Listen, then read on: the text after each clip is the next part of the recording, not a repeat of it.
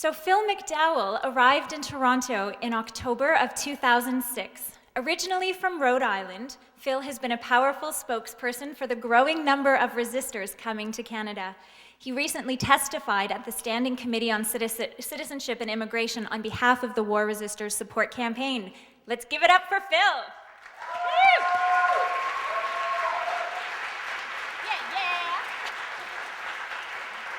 Hello, and thanks for coming out, everybody. Really appreciate your support. And just in my few minutes here, I just want to give everybody a brief understanding of who I am and why I came here. My name is Phil McDowell. I'm a former sergeant in the United States Army. I joined the Army during my senior year at Marist College. It was in 2001.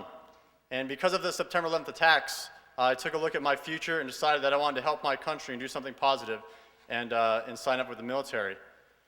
Shortly after that, I wound up with deployment orders to Iraq with the 1st Cavalry Division. And at the time, I really believed everything that I was being told about these weapons of mass destruction. Growing up as an American, I didn't feel like I had this overwhelming need to challenge something that was of such big news.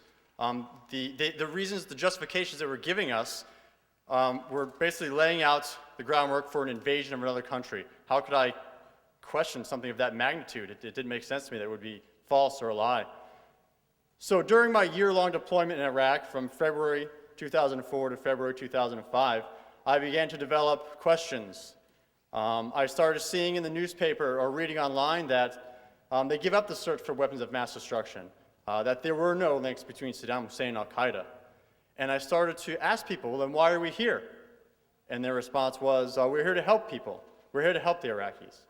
And that's a noble cause and a really good idealistic answer. But the fact was, we came to defend ourselves because they were a threat, that they had these stockpiles of weapons of mass destruction that they were going to use against us.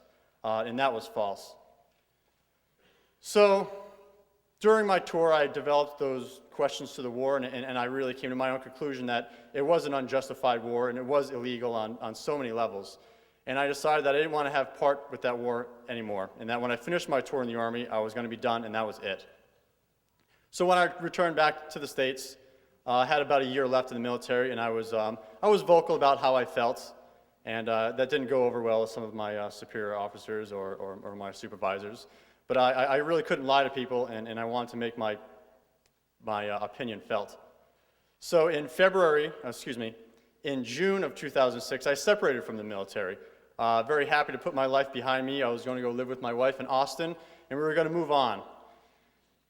But about a month later, we received notification that I was being stop-lossed. I was being called back into service against my will for another 15-month tour in Iraq. I was shocked, as was the rest of my family. I felt that I had done my service. I signed up patriotically, and I decided that I didn't want to have anything to do with that anymore, and they wanted more from me now. So it was a tough decision. It was a tough time that we had to go through. I tried to exhaust the possibilities by telling them, I'll stay in the military. I don't want to go to Iraq. I don't believe in it. I'll do something here in the States. And they said, no, you can't do that. I tried to contact my elected officials, and they couldn't help me at all. And so, being knowledgeable that there were people moving north here to Canada, I researched the campaign and had many questions for them. And they were very helpful with what I was doing. So later on that year, I did make the decision. Later on that month, I made a decision with my wife to move here to Canada. And we have had a good time since we've gotten here.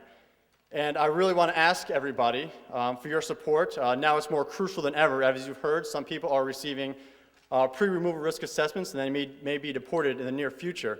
So we need your help more than ever now to support the provision put forward being put forward to the House of Commons soon, thanks to Olivia Chow and the leaders, the liberal leaders on the party also.